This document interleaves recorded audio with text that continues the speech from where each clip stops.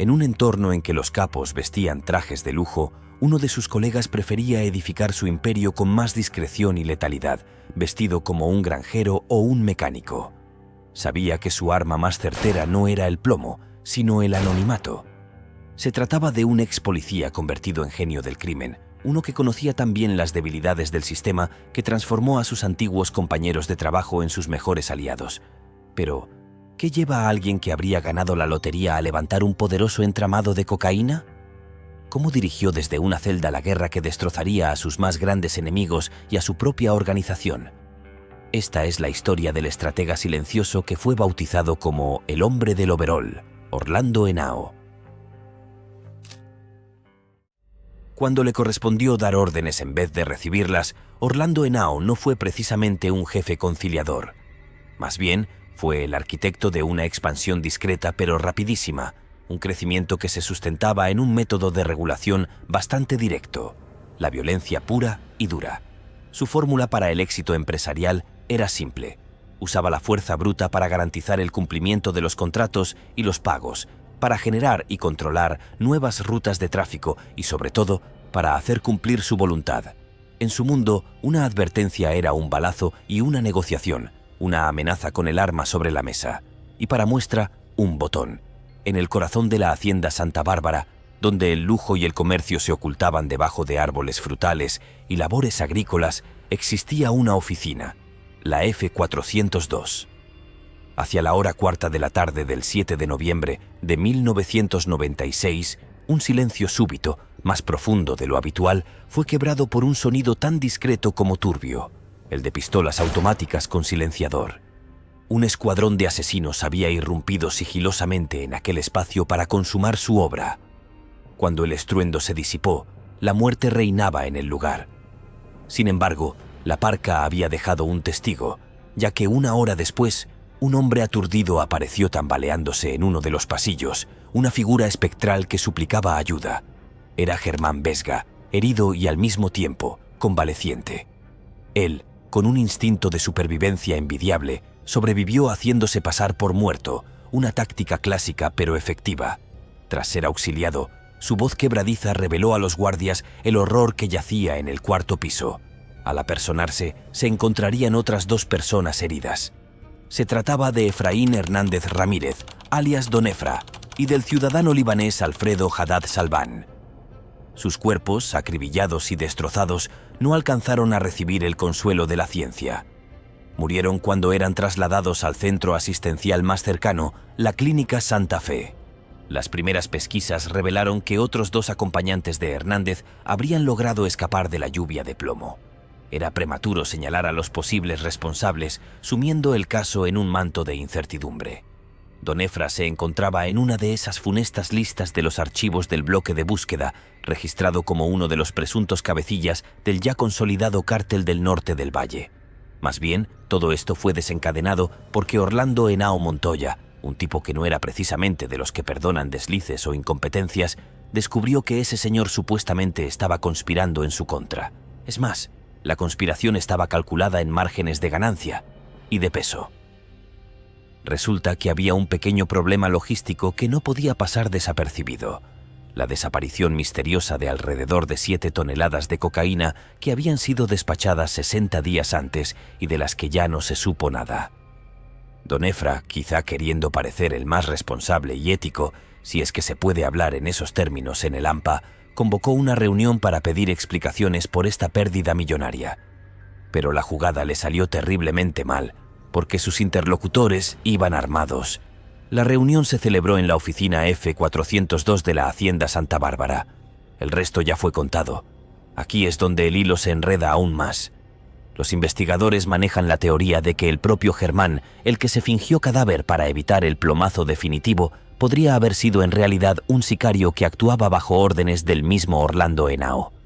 Siguiendo esta lógica retorcida, ese mismo capo luego habría ordenado la muerte de otro personaje, llamado Cifuentes, como venganza por la muerte de su Don Efra. Suena confuso, pero a veces hay que guardar las apariencias, y él no podía quedar siempre como el villano de la película, aunque su extraña forma de redimirse fuera liquidar a alguien más. Bien, podemos bajar los revólveres un momento.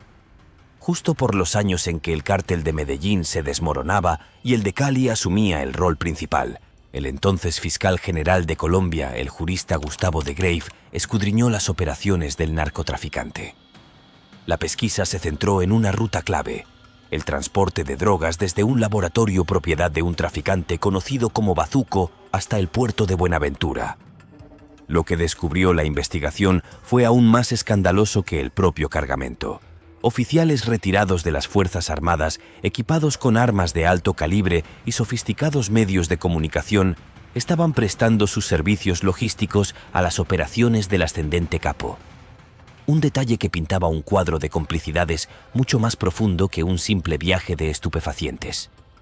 A pesar de tener sobre su escritorio estas evidencias que, adicionalmente, mostraban un claro enriquecimiento ilícito, el fiscal hizo lo más insólito: se negó rotundamente a continuar con la investigación. Su justificación para archivar el caso fue una joya de la lógica creativa. El primer argumento fue sobre una propiedad de Henao en el barrio Ciudad Jardín de Cali. Mientras un perito experto evaluó la vivienda en casi 126 millones de pesos, basándose en un análisis técnico, prefirió creerle al documento presentado por el cuestionable propietario, que la declaraba con un valor de apenas 6 millones de pesos. Argumentó que el documento merecía más credibilidad que el juicio impreciso del experto. Una diferencia de casi 120 millones que se vio evaporada por un golpe burocrático. Pero el remate fue aún mejor. De Grave aceptó como totalmente plausible que las actividades ganaderas del sujeto en cuestión generaran ingresos más que suficientes para justificar bienes tan ostentosos. Y como si eso no fuera suficiente, coronó sus basamentos con la explicación más pintoresca. El señor, objeto de su investigación, había tenido la suerte de ganarse el premio mayor del sorteo extraordinario de la Lotería de Colombia, un golpe de fortuna que, audazmente, le permitía explicar cualquier riqueza repentina. Eso sí, algo que nunca explicó del todo bien fueron sus orígenes. Entre lo poco que se sabe es su nacimiento, ocurrido un 5 de mayo de 1953 en el municipio de Cartago, Valle del Cauca. Su nombre completo era José Orlando Henao Montoya y era uno en una larga lista de hermanos: Arcángel, Ancízar, Fernando, Óscar Iván y Lorena. Pero su vida antes de sumergirse en los bajos fondos tuvo un curioso prólogo. Trabajó como policía. Sí, escuchas bien. El futuro maleante comenzó con ganas de hacer cumplir la ley. Las razones por las que se decantó por este oficio no están muy claras tampoco, aunque en esa época ser policía era una ruta común para jóvenes que buscaban un empleo estable y un cierto estatus social. Más allá del riesgo que representa ser un agente de seguridad en un país convulsionado por la guerrilla, lo que comenzó como un trabajo honesto se transformó en un entrenamiento que, sin duda, le resultaría más útil de lo que cualquier universidad podría haberle ofrecido para su futura vocación. Dentro de la institución, no solo aprendió a patrullar calles y cómo perseguir a los delincuentes, sino que realizó una inmersión total en las estructuras de poder. Estudió de primera mano las tácticas de la ley, comprendió cómo se movían los hilos y, lo más importante, tejió una red de contactos que más tarde serían de un valor incalculable. A la par, aprendió de manera crucial cómo sobornar y manipular a las autoridades. Esta habilidad se convertiría en la piedra angular de sus futuras operaciones. De esa forma, cuando decidiera cambiarse de bando y dedicarse a un oficio menos honesto e igual de peligroso, no era un novato enfrentándose a un sistema desconocido. Era un experto que conocía todas las grietas y recovecos para ganar deshonrosamente. Sabía exactamente qué teclas presionar, a qué bolsillos llegar y cómo transformar a sus antiguos colegas en sus mejores aliados, ya fuera por conveniencia o por corrupción. Así, al cerrar su paso por la fuerza pública, dio el salto natural: los laboratorios de cocaína del joven y cada vez más robusto cártel de Cali. Allí los capos competían por ver quién llevaba el traje más blanco o el reloj más dorado, pues les gustaba la idea de hacerse llamar los caballeros de aquella ciudad, pero a Henao se le ocurrió una idea revolucionaria: la discreción. Sí, él prefería prendas de trabajo que usaban los mecánicos y los agricultores. Mientras sus jefes aspiraban a parecer nuevos ricos, él prefería el look de obrero especializado, de clase trabajadora, de sujeto sencillo y terrenal. El outfit que más escogía era un overol súper característico, tanto que le valió su célebre apodo, su marca personal, el hombre del overol. siendo reconocido así desde entonces en los círculos del narcotráfico y en los medios de comunicación. No era una elección de moda, era práctica pura. Sí, él estaba allí para acumular una fortuna, jamás para exhibirla y mucho menos para tener que explicarla. Él prefería mancharse con los químicos del producto alucinógeno sin llamar la atención. Su apodo, básicamente, era la representación perfecta de su estilo de trabajo. Siempre se le veía metido en el lodo de la operación, donde no solo supervisaba, sino que se ponía manos a la obra en la producción. Pero no se quedó solo mezclando químicos. Su combinación única de conocimientos policiales y ambiciones personales le permitieron ascender de lavador de recipientes a jefe de los laboratorios, luego a un comandante de nivel medio. Su experiencia previa resultó ser su mayor ventaja. Sabía cómo evadir capturas y cómo manipular a las autoridades. También hay que decir que para toda empresa exitosa se necesita un brazo derecho eficiente, y el suyo fue un sujeto llamado Gerardo Martínez, alias Drácula. El apodo de Henao sonaba hasta pintoresco, el de este último dejaba poco a la imaginación. Este sujeto era el lugarteniente y ejecutor perfecto. Se encargaba de trabajos secundarios con una violencia que le rendía honor a su seudónimo de fantasía. Su trabajo incluía supervisar los cargamentos de drogas y, como parte de sus deberes de recursos humanos, eliminar rivales. Él no pertenecía a Cali como tal, más bien tenía su propio conglomerado que trabajaba para ellos, el del norte del valle, mucho más pequeño que el de sus socios capitalinos y el cual, como ente independiente, se dedicaba sobre todo al tráfico de marihuana. Este mentor improvisado falleció temprano, cuando su pupilo apenas se introducía en la candela. De todos modos, él valoraba mucho en el joven que disfrutaba vistiendo de overol que no fuera tan vistoso como los grandes cabecillas. A ver, que Pablo Escobar y sus compinches convertían al país en una sangrienta fiesta, con sus explosivos y sus declaraciones grandilocuentes. Y sus jefes, si bien eran más mesurados que los de Medellín, tampoco es que fueran anónimos. Para él, Orlando Henao era el antídoto perfecto contra la ostentación narco.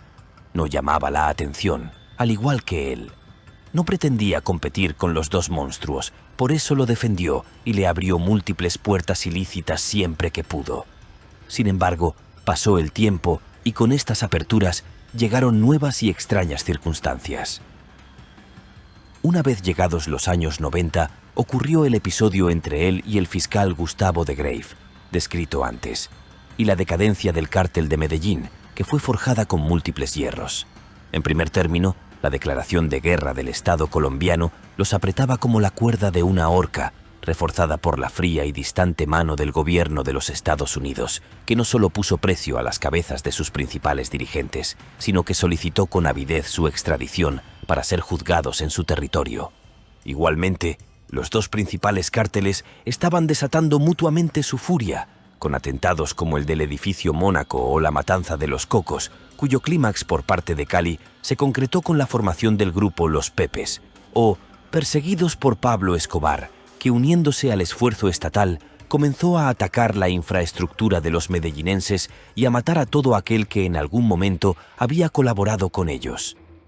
Poco a poco, la maquinaria comenzó a oxidarse y gracias a la combinación de todos estos factores y con un elevado costo financiero y en vidas, el gobierno logró su objetivo final: poner fin a las vidas de Gonzalo Rodríguez Gacha, alias el Mexicano, la del propio Pablo Escobar y de Gustavo Gaviria, capturar a Carlos Leider Rivas, quien fue entregado al tío Sam, y poner tras las rejas a los hermanos Ochoa. Era el fin de Medellín y el ascenso inmediato de Cali.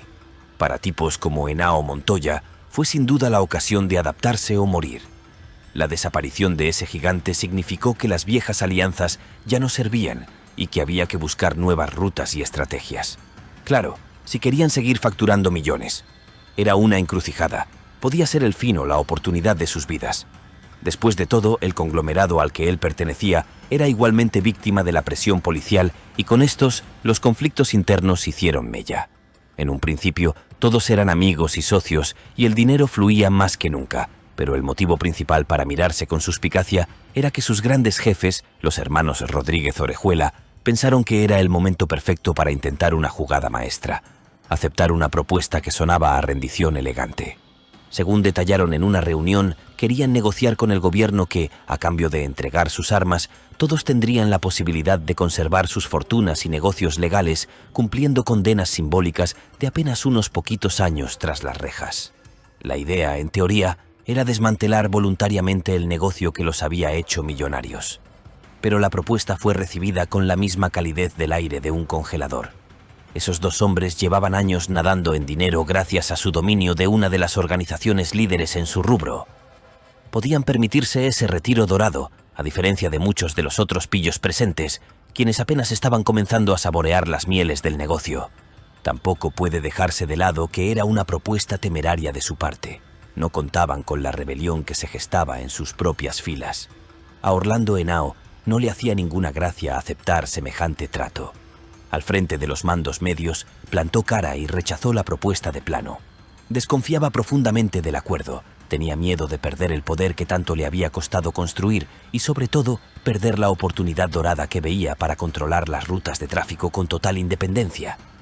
Caray, él no había sacado adelante aquellos laboratorios y no había pasado desapercibido tanto tiempo para que le dijeran eventualmente «hasta aquí», sin más y solo porque sí. Asimismo, era temerario porque el dúo de hermanos lo respetaba mucho a él.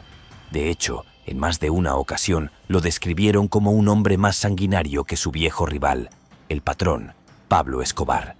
Estaban despertando a una fiera dormida y su famoso no fue un simple desacuerdo, fue un acto de insubordinación que partió al grupo en dos. Este rechazo frontal marcó el nacimiento de una nueva organización, el Cártel del Norte del Valle, el entramado del fallecido Drácula y refundado por él y todos aquellos disidentes de Cali que no tenían ninguna intención de colgar los guantes. Todo esto no fue un mero cambio de nombre, fue una declaración de principios y una jugada estratégica magistral.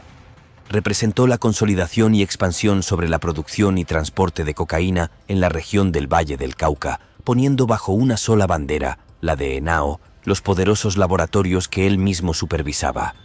Porque sí, quizá cansado del anonimato, se puso inmediatamente al frente de esta nueva empresa. Para él era la consolidación de tanto esfuerzo. Y lo más chistoso es que, de algún modo, el tiempo les dio la razón en apartarse. Las negociaciones entre sus viejos líderes y el gobierno continuaron, pero lo que podría haber sido un histórico acuerdo de paz se convirtió en un diálogo de sordos.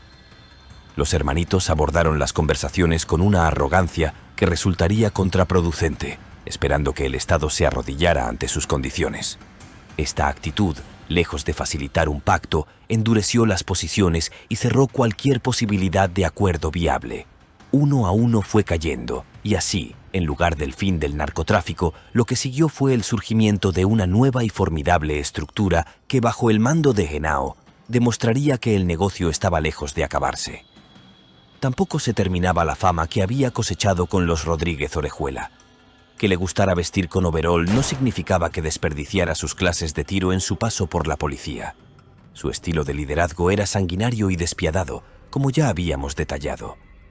Pero también hay que decir que combinaba dos herramientas aparentemente contradictorias: la coerción más brutal y la corrupción más sofisticada. Respecto al primero de ambos aspectos, escuadrones de sicarios, actuando como su brazo ejecutor, se encargaban de eliminar rivales, sofocar disidencias y resolver cualquier disputa con una contundencia que dejaba pocas dudas sobre las consecuencias de la deslealtad. Y por otro lado, la corrupción era la que aseguraba la impunidad. El cártel destinaba enormes recursos a sobornar funcionarios de todos los niveles, desde agentes de policía locales hasta figuras dentro del poder judicial y altos jerarcas políticos. Todos conformaban un escudo protector invaluable.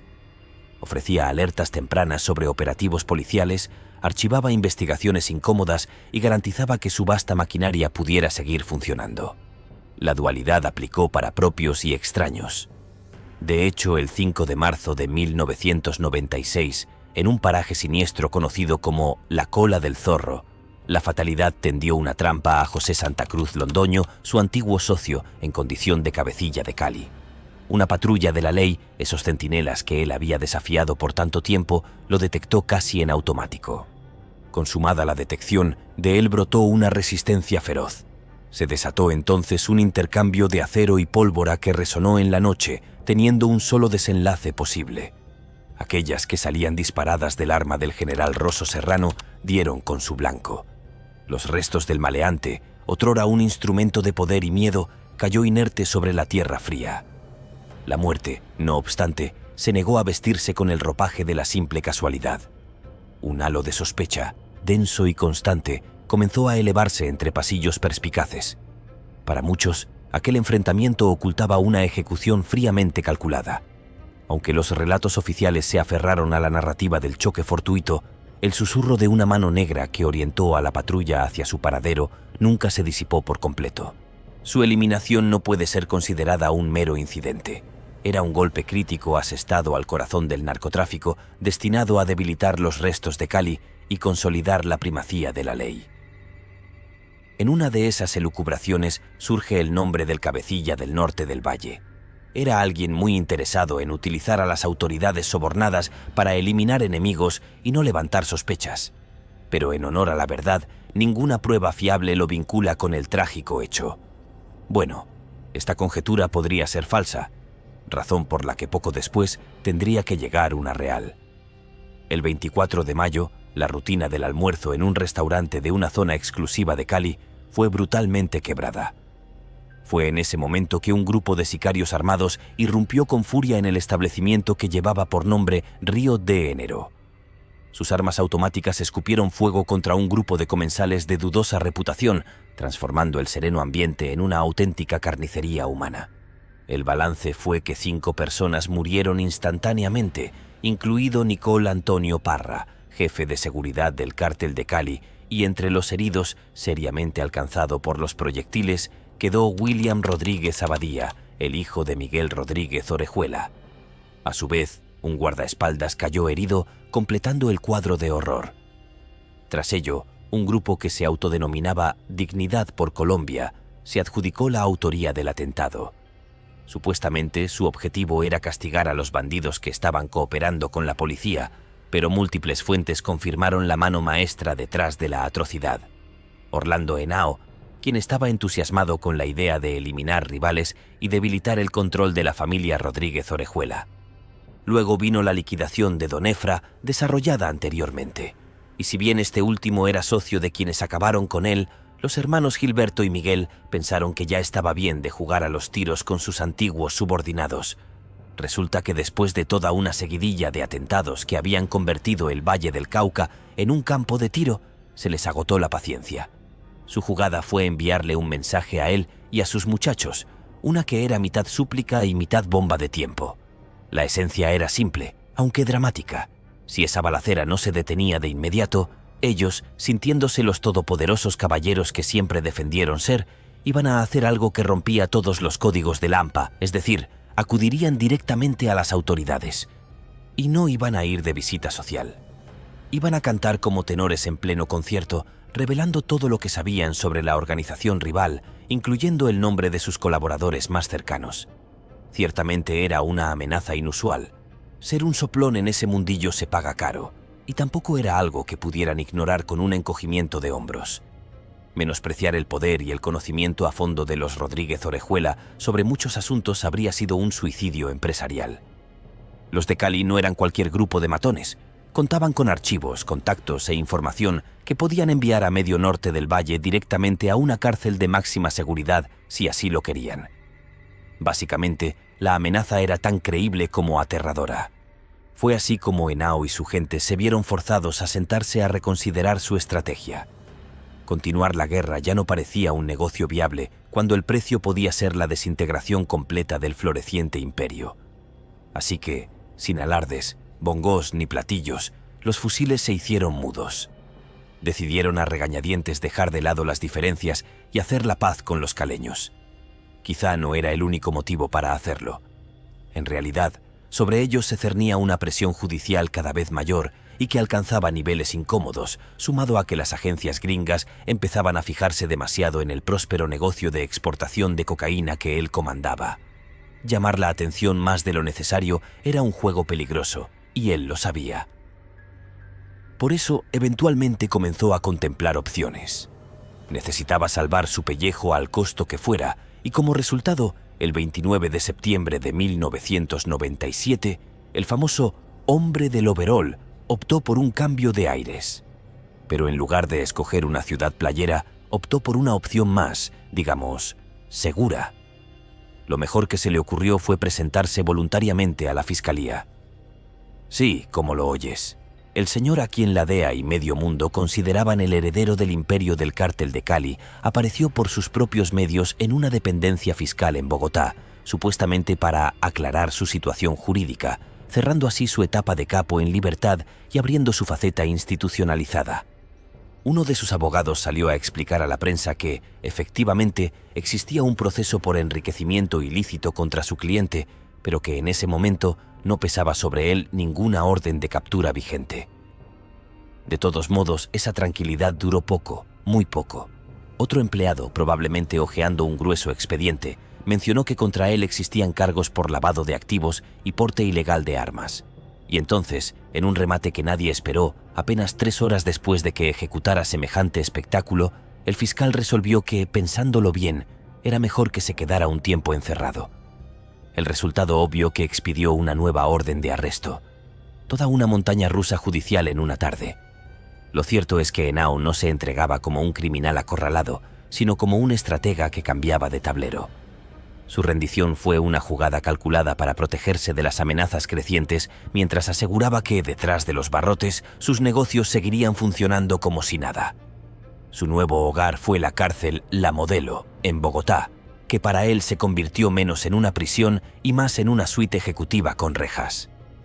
Permaneciendo allí, demostró que la distancia no era obstáculo para dirigir un imperio criminal.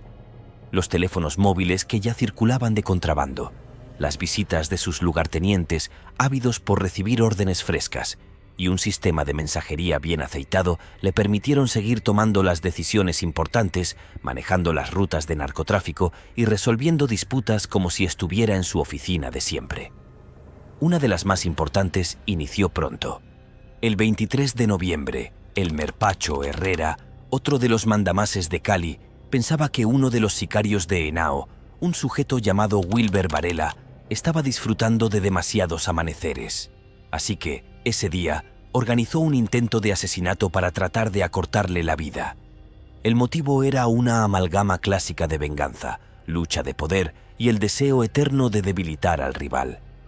Si bien los detalles específicos del modus operandi son difusos, lo que queda claro es el escenario. Colombia era el patio de recreo donde estos bandoleros libraban sus batallas más intensas. Para su infortunio, Varela quedó vivo y le contó lo sucedido a su jefe. Su respuesta probablemente fue la venganza. El 5 de noviembre del año siguiente, en la cárcel de Palmira, Elmer Herrera estaba jugando al fútbol en el patio de la prisión, quizá cavilando que tras las rejas estaba a salvo.